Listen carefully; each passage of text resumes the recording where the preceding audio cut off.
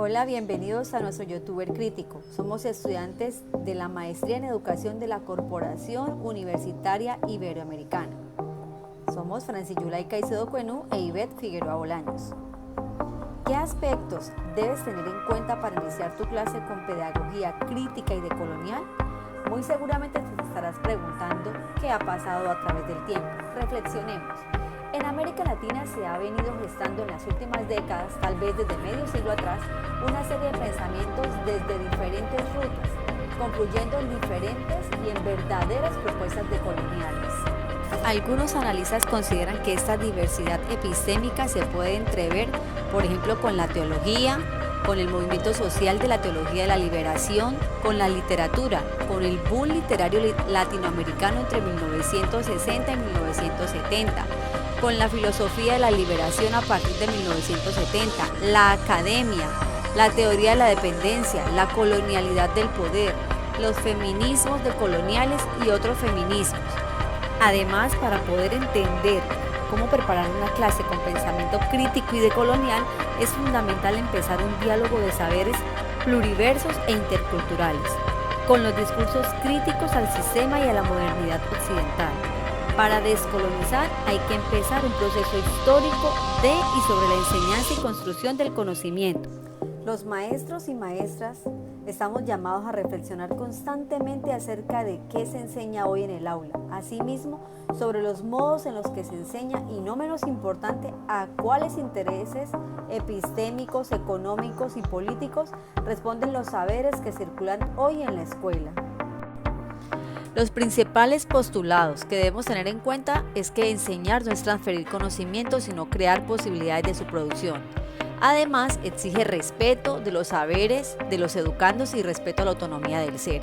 Asimismo, riesgo y asunción de lo nuevo, rechazo de cualquier forma de discriminación. Exige también estética y ética y, por último, exige reconocimiento y asunción de identidad cultural. Como maestro podemos desarrollar destrezas y habilidades interculturales de pensamiento crítico en el aula. Es decir, que podemos relacionar entre sí cultura de origen y cultura extranjera, actividades que permitan la sensibilización cultural y abordando con eficiencia cualquier malentendido intercultural y las situaciones de conflicto. Asimismo, superar todo tipo de relaciones estereotipadas. Para nuestra clase vamos a tener en cuenta 5 aspectos. El primero es la sensibilización. En esta etapa es donde se tiene en cuenta toda la visión etnocéntrica de la realidad y de la extrañeza con la que se mira al otro. El segundo aspecto es la concienciación. En esta etapa el docente genera conciencia con sus estudiantes de lo extraño de su percepción y descubre que su cultura tiene ciertos rasgos que creía generales, no universales. El tercer aspecto es la relativización. En este espacio el estudiante contextualiza todas las características de su intención comunicativa. Como cuarto punto encontramos la organización. Esa es una de las fases donde el estudiante procura distinguir principios organizadores de la cultura meta, de la cultura ajena, comparando soluciones, buscando fenómenos recurrentes, y eso los enlaza con elementos aislados para organizar la información de lo que se dispone. Después de esa organización encontramos la fase de implicación e interiorización. Aquí ya viene el descubrimiento y donde se profundiza en la cultura nueva, la cultura meta. Se construye un sistema de referencia y es capaz de situarse en relación con las otras culturas. En esa fase se desarrollan las destrezas y estrategias necesarias para actuar como mediador intercultural y resolver conflictos.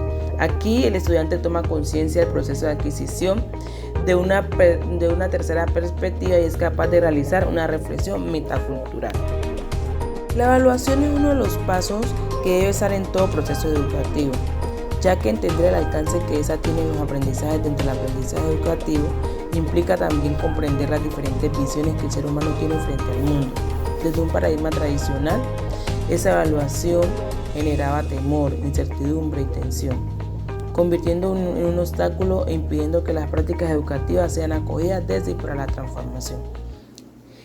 Una evaluación contextualizada es lo que propone la pedagogía crítica, que utiliza el entorno como camino pedagógico hacia escenarios socioculturales en donde se genere procesos de transformación. Con todos estos aspectos mencionados anteriormente, podemos lograr como docente que nuestros estudiantes desarrollen un pensamiento crítico.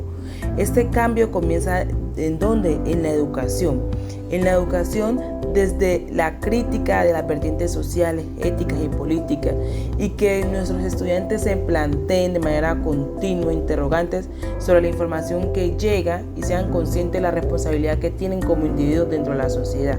El papel de docentes es de guiar y apoyar al estudiante por medio de metodologías participativas en que el estudiante sea el protagonista de todo su aprendizaje. Educar con criterio y seguir un espíritu reflexivo y crítico en los estudiantes es algo fundamental para crear la sociedad del futuro.